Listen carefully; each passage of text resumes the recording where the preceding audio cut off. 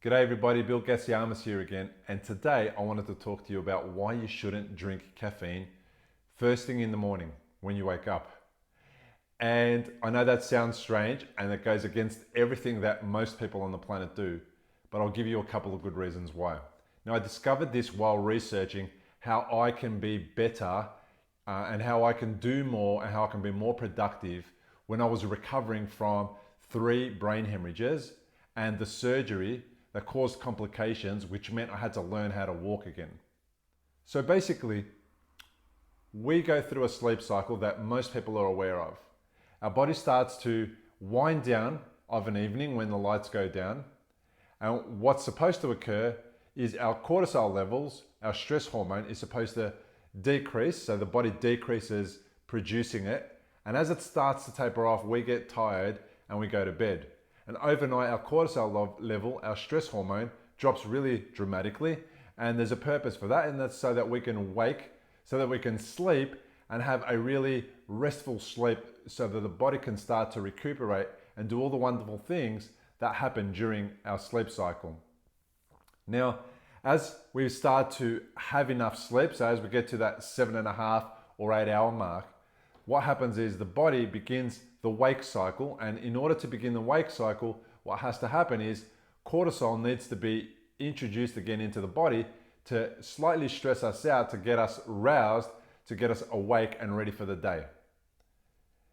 So if we enable our body to go through that cycle, you can see that the cortisol dip at night and the spike occurs naturally. It's just part of what happens for everybody every day when it's time for us to go to sleep and wake up. But what do we do? Most of us wake up in the morning and have a cup of coffee to get going. And by that, what I mean is we often sleep less than the standard or the required 7 to 8 hours a day.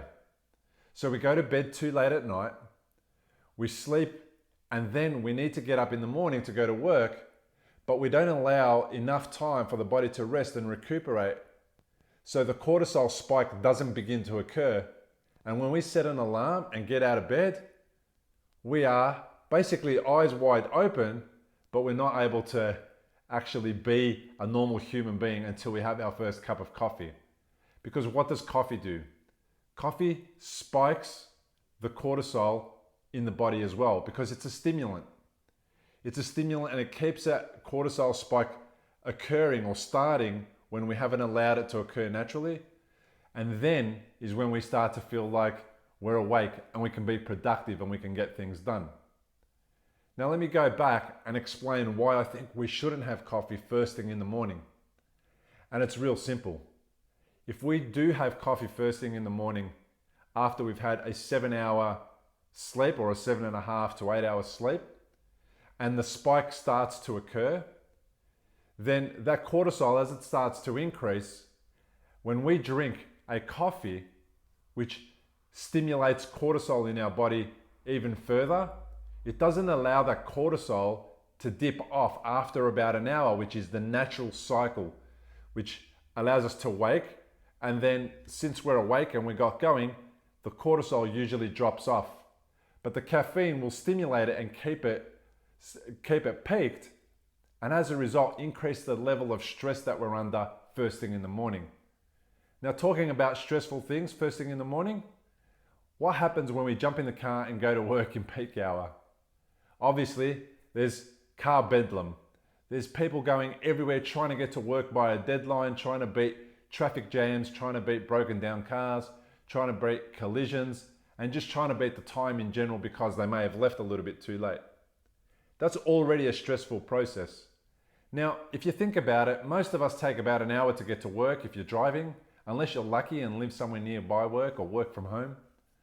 And when you wake up in the morning and you have a 1 hour peak of cortisol just because the body causes that naturally, and then you consume caffeine, and that extends that 1 hour peak to a little bit longer, another half an hour or an hour, and then we jump into the car and we're trying to get to work by a deadline, which is stressful, and that peaks our cortisol spike. And we've just woken up in the morning and we haven't really done anything yet. And we've extended a natural 1 hour cortisol spike, which is useful for us, and we've turned it into a 2 to 3 hour cortisol spike, which stops becoming useful for us. I reckon that what it does is interferes with the type of day that we have. Have you ever had one of those days where you got out of the wrong side of the bed? I reckon it interferes with how productive we are, how kind we are to people around us, and how much we can handle the day-to-day process of waking up in the morning, going to work, doing the things that we need to do, and then coming home.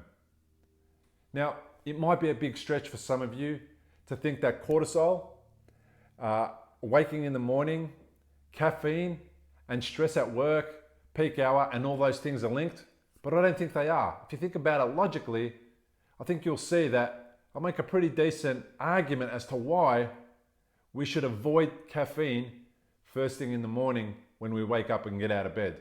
What we should do instead is go to bed earlier, sleep longer, rest better, allow the wake cycle to occur, and then once the wake cycle has occurred and we are at work and you enjoy a coffee, have your first coffee then.